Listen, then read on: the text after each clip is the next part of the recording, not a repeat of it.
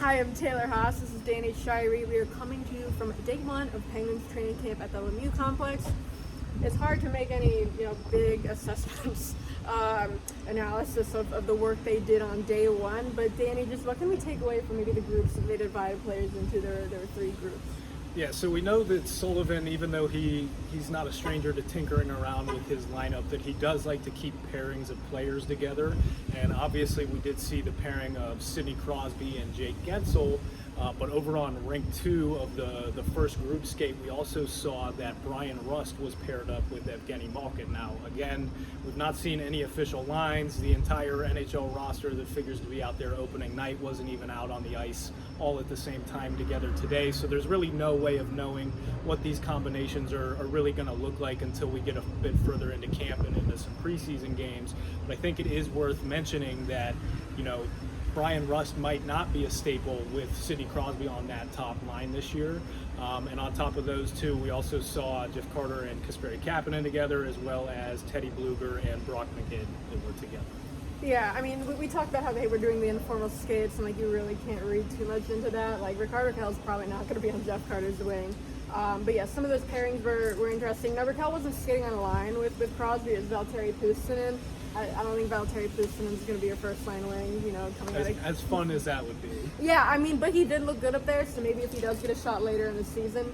And then, we did get to actually talk to players in the locker room for the first time since COVID, and that was crazy. Tristan Jarry, I wanted to, talk about that. Just, it was obviously he was hurt when he came back for Game 7 against the Rangers. He left the room, I think, with an ice pack on his foot. Something that was interesting he said today was that he wasn't 100% until a full month after the season ended. And what the plan kind of was he was going to come in, play Game 7 like he did, and had they won, he was going to go back on the shelf maybe until round 3, round 4. So, I mean, that just kind of tells you how hurt he was when he was playing in Game 7 and really kind of what kind of confidence they had in Louis Domingue. Right. I mean, the Penguins knew going into Game 7 that they weren't going to be able to get by with Domingue in net once again. And, I think Jarry held his own in that game, but it was pretty clear that he wasn't back to 100%. So it wasn't all that surprising to hear that he wasn't really anywhere close to 100%. Yeah, and then Evgeny Malkin, it's always a treat when Malkin talks. It's funny when the Penguins' end-of-season media availability after they lost to the Rangers early in the summer, Malkin left his availability by telling the media, hey, I hope I see you guys next season. And then, of course, we get back into the locker room today. First thing Gino says is, I don't want to talk to you guys, Jesus. Yeah, he tried, Sid's in the room, and he's like, well, Sid's over there. Reporter's like, no, we want you. And Malkin's like, well, I don't want you, Jesus. And he's like, Zucker's here. And it's like, no. There's a lot of reasons to talk to Evgeny Malkin right now.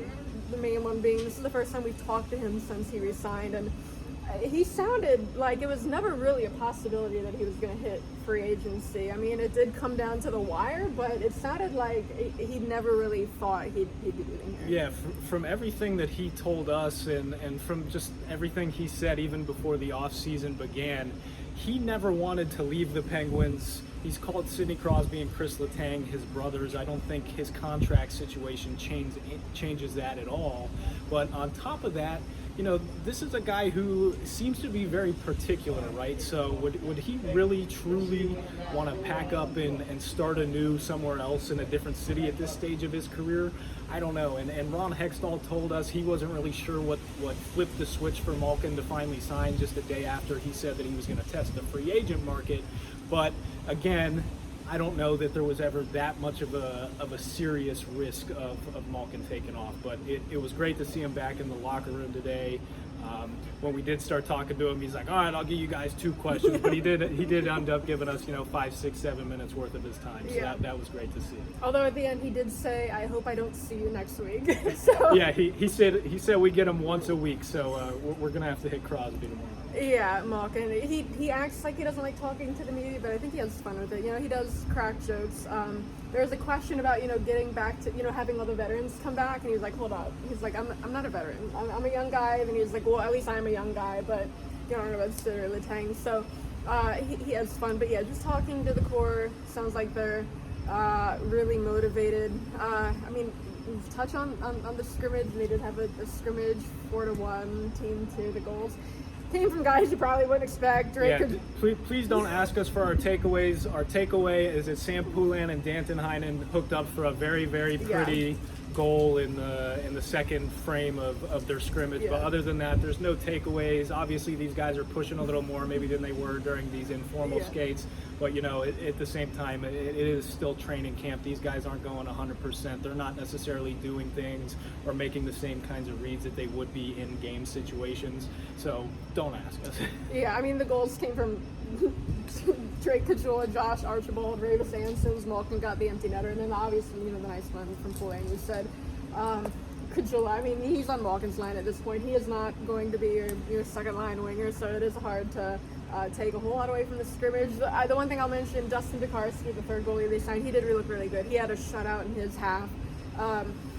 If they did make an upgrade at any position, I mean, the third goaltender, I think they definitely upgraded, you know, third goaltender, Louis Domingue, out going to New York. They bring in Dustin Tokarski. I mean, he was in Buffalo. He was in the NHL before he's coming back. I talked to him. I'll have a story about him. I did ask him spicy pork and broccoli, if that's Chinese order. It's not. He did tell me it's Chinese order, but yeah, just fun stuff like that. But I mean, talking to him too, he sounds like he thinks he can compete for even like the backup job up here. But yeah, definitely an upgrade over Louis Domingue. But yeah, hard to take much else from day one of camp. But we'll have your coverage throughout training camp over at DK Pittsburgh Sports, so just stay tuned for that.